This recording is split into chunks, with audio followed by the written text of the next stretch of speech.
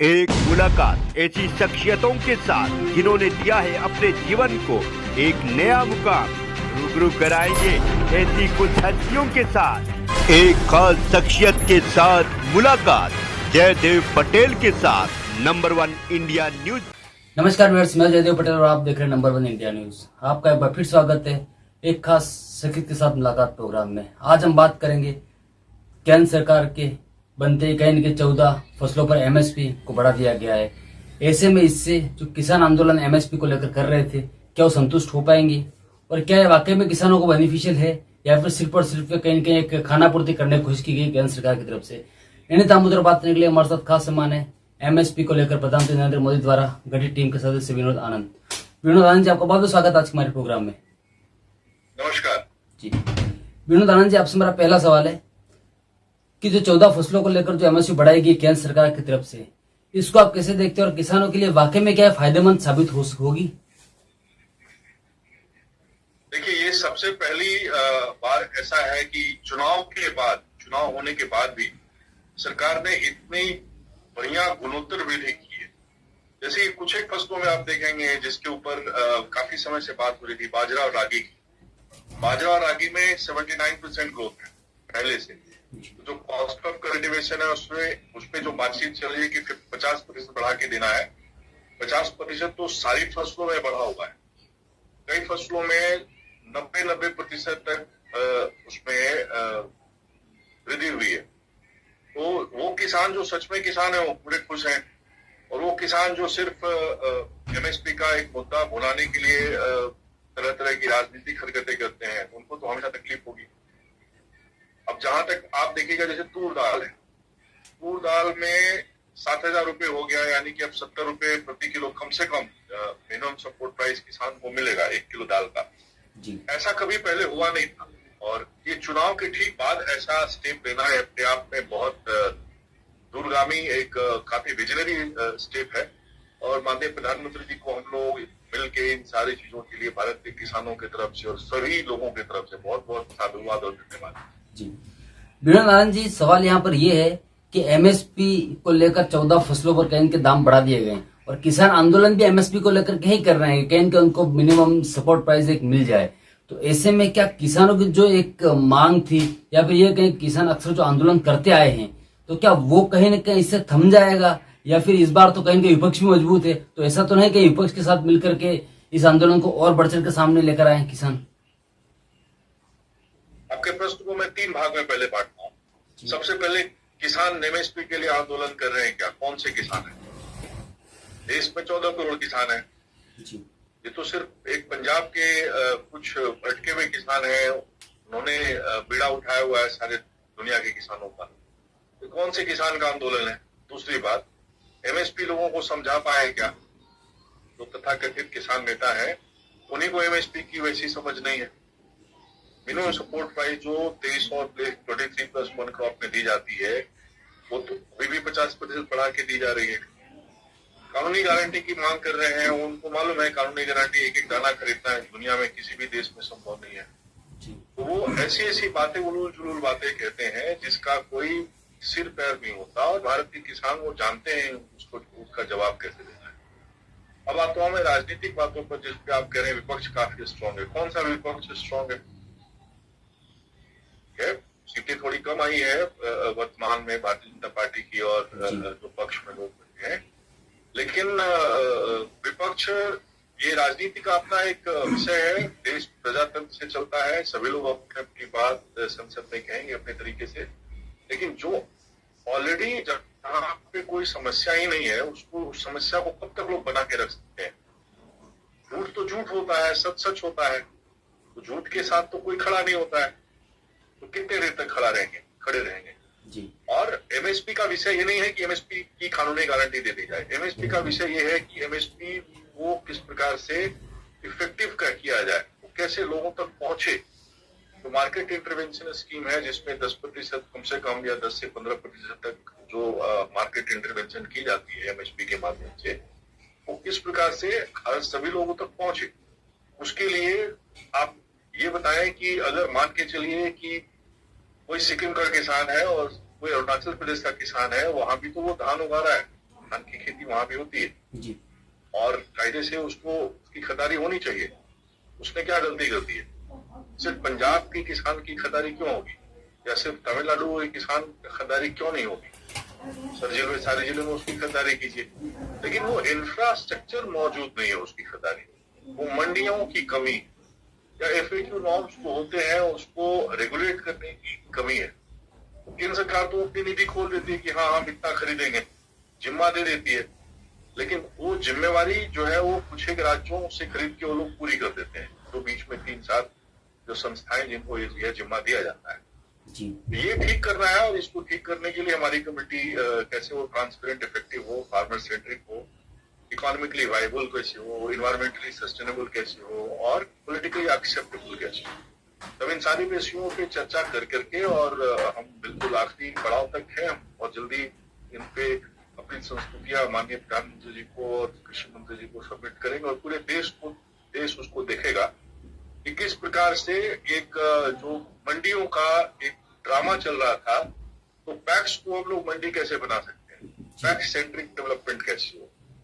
और जो कॉन्फेडरेशंस है, जैसे मान के चलिए फेडरेशन है, नाफेड है, तो नाफेड के अलावा और क्या दूसरी संस्थाएं हो जहां पे किसान अपनी दाल बेच पाए, और फिर नाफेड में भी बेचे तो वहां कैसे पोर्टल पे जा रहे हैं, सीधा कैसे बेच सकते हैं उसको, सीधे बीच में बिचौलिए कैसे हटे।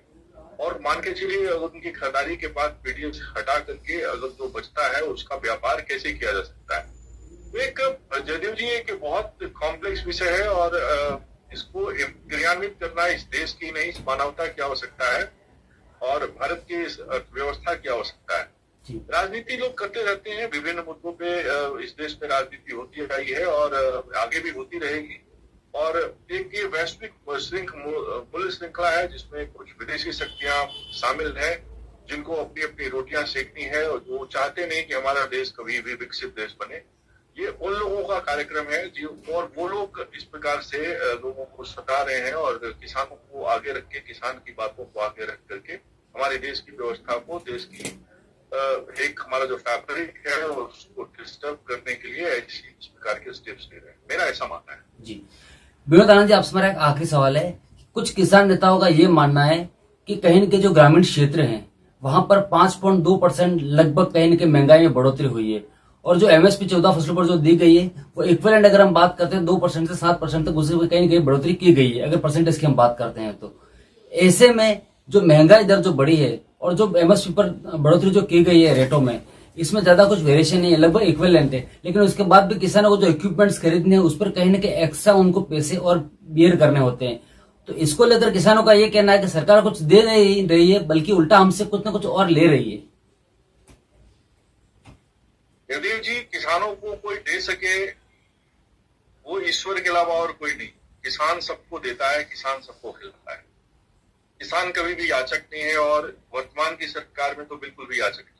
वो कदम आगे आकर के तो आपने देखा होगा कि ये किसान सम्मान योजना है, इसको हम कोई ग्रांट और लोन नहीं दे रहे हैं, किसान सम्मान योजना है।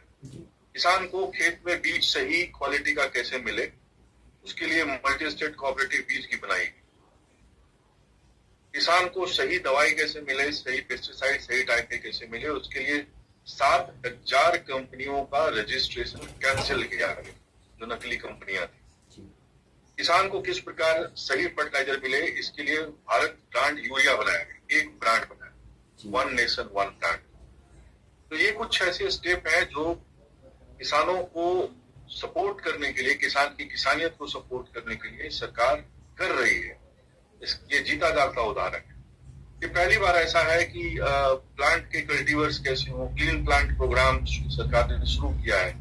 अगर आप विविधीकरण करना चाहते हैं और पौधे लगाना चाहते हैं, आप फसली पौधे लगाना चाहते हैं और बीजू पौधे ना हो, यानी कि सीडलिंग से बना हुआ पौधा ना हो, ग्राफ्टेड हो, उसके लिए क्लीन प्लांट प्रोग्राम शुरू किया गया और वो सारा कुछ चल रहा है। जो पहले की अर्थव्यवस्था कृषि की थी, जो सोच थी, वो उसको बदला गया है। आज केसर सिर्फ श्रीनगर में नहीं उगता, आज बादाम सिर्फ श्रीनगर में और पहाड़ी क्षेत्रों में जो खास करके कुछ एक कांटे होते वहां पे नहीं उगता, वो पूरे हिमालयन स्टेट में उगाया जाता है। आज दाल और आप इसकी जो वैरायटी है, खास करके आपके राजमा की वैरायटी है, लोबिया की वैरायटी है, वो हिमाचल प्रदेश के लिए भी शुरू की गई है, और अलग, और कैसे उसमें उसका प्रोडक्शन जो है वो वन ऑफ द बेस्ट हो रहा है। तो ये एग्रोनॉमिक सपोर्ट और ये तमाम चीजें किसानों को दी जा रही है। सबसे पहली बात यह है कि उनको, किसान को कुछ नहीं चाहिए, किसान को एक तकनीक चाहिए, और तकनीक क्योंकि वो बना नहीं सकता, और दूसरा खुला बाजार। वो दोनों चीजों की व्यवस्था की जा रही है कोऑपरेटिव के माध्यम से। अब मैं आपके उस बात पे आता हूँ जो इन्फ्लेशन है। मैं सीधा एग्जांपल आपको टमाटर का भी देता हूँ। बहुत सारी चर्चा में टमाटर है, वो फल है या सब्जी है तो आपको चर्चा करके बताएंगे, परंतु उसमें ऐसा है कि सीपीआई जो होता है, कंज्यूमर प्राइस इंडेक्स, उसमें 0.6%, मात्र 0.6%, 1% भी नहीं, उसके इन्फ्लेशन में जो सीपीआई होता है उसमें 0.6% इसका योग। अगर किसान आप टमाटर खरीदते हैं तो कुछ लोग उसको 30% कहते हैं, या कुछ लोग उसको 16% कहते हैं, तो किसान को मिलता है, बीच में डिस्ट्रीब्यूटर और डीलर को मिलता है। वो तो ऐसी व्यवस्था बना रहे हैं, हम ऐसी व्यवस्था बना रहे हैं सहकारिता के माध्यम से, कोऑपरेटिव के माध्यम से, कि उसको एक सारे 18 एग्रो क्लाइमेटिक जोन में किस प्रकार की विविधीकरण हो, और एक लंबे दौर तक किसानों को जो हमें वो खिला रहे हैं, हमारे जो अन्नदाता खिला रहे हैं, वो उनको और प्रभावी तरीके से उस मूल्य श्रृंखला से कैसे जोड़ के उनको डिविडेंड दें, उनको पैसा दें। आज जो किसान अभी अपने पशुओं की देखरेख नहीं कर सकता था, आज जैसे दूध हम खरीदते हैं 3D स्ट्रक्चर में, उसी तरीके से फार्म वेस्ट और गोबर वेस्ट खरीदा जा रहा है जदेव जी। और आप पटियाला को देखें, बहुत ज्यादा चर्चा इसके बारे में नहीं होती, जो पराली के बारे में इतना राजनीति होती है दिल्ली में, जहां हम लोग भी रहते हैं। वहां पे 960 करोड़ का प्लांट लगा है, और उसमें कई लाख टन, मैं फिर से बता रहा हूँ, फिगर बता रहा हूँ आपको, कई लाख टन पराली प्रति वर्ष प्रोसेस करके इथेनॉल बनाई जाती है, और उतने इथेनॉल से 63,000 गाड़ियां, ध्यान दीजिएगा, दिल्ली में जो कुल मिलाकर के गाड़ियों की संख्या है, मोटरसाइकिल और कारों को मिला के, वो 1 करोड़ के आसपास है, जिसमें से 36 या 40% 4 व्हीलर्स हैं, बाकी 2 व्हीलर्स हैं। ये यहाँ का सस्टेनेबल ट्रांसपोर्टेशन सिस्टम है जिसके बारे में लोग बात करते हैं। तो आप ये समझिए कि सिर्फ एक प्लांट में जहां 960 करोड़ रुपए सरकार के द्वारा इन्वेस्ट किया गया, उससे 60,000 गाड़ियां 1 वर्ष तक चल सकती है, उतना इथेनॉल बनाया जाए। वो फार्मर एनर्जी जनरेटर सिर्फ कहते नहीं, बना दिया गया है। आज जो विश्व की जो बड़ी पत्रिकाएं हैं, जैसे इकोनॉमिस्ट और टाइम्स, में नाम नहीं लेना चाहता था, आपका पवित्र चैनल है काफी, मैं दूसरे पत्रिकाओं का नाम नहीं लेना चाहता था, लेकिन कुछ एक वैश्विक बड़े बड़े पत्रकार हैं जो हमारे बारे में बहुत सारी चीजें उस तरीके से लिखते हैं। आज उनके मुख्य पृष्ठ पर the dawn of solar energy लिखा हुआ है, क्योंकि हमारे यहाँ पीएम कुसुम योजना शुरू हुई। जिस प्रकार से हर बड़े घर में अगर ट्रांसफार्मर लग जाता था, उसी तरीके से हर किसान के खेत में कैसे सोलर प्लेट का इस्तेमाल करके और कैसे वो खुद ऊर्जा जनरेटर बन सके, उसके बारे में बातचीत की जा रही है, वो सारा कुछ किया जा रहा है। तो कभी भी ऐसा पूर्व में कभी कहीं हुआ नहीं था। और विश्व में जो लोग हैं, जो हमारे बढ़ते हुए शक्ति से, जो हमारी सोशल एंड सॉलिडारिटी इकोनॉमी है, जो हम वर्ल्ड कोऑपरेशन इकोनॉमिक फोरम जो हम लोगों ने मिलजुल के बनाया है कि हाँ भाई सहकारिता के भी अर्थशास्त्र हो, सिर्फ एक पीले अखबार और गुलाबी, आपके गुलाबी और पीले अखबार और एक काले कोट वाले जो पत्रकार दिल्ली में पाए जाते हैं, तो हम उनसे काफी दूर निकल के आगे आकर के और सहकारिता की बात करके, कृषि की सही बात करके, किसानों को और किसानी की सही बात कर रहे हैं, जो किसान सेंट्रिक है। तो फार्मर सेंट्रिक रेटोरिक रखना और किस प्रकार से उस पूरे इन्फ्लेशन में किसान को क्या मिले, हम उस पर बातचीत कर रहे हैं। और माननीय प्रधानमंत्री जी के नेतृत्व में हम लोग ये काम आगे करते रहेंगे। हमारा देश खूब आगे बढ़ेगा, हमारा किसान खूब आगे बढ़ेगा और बढ़ रहा है। जी विनोद जी, आपने हमारे लिए समय निकाला और महत्वपूर्ण जानकारी हमारे साझा करें, उसके लिए आपका बहुत बहुत धन्यवाद। जय हिंद, जय किसान, जय सरकार।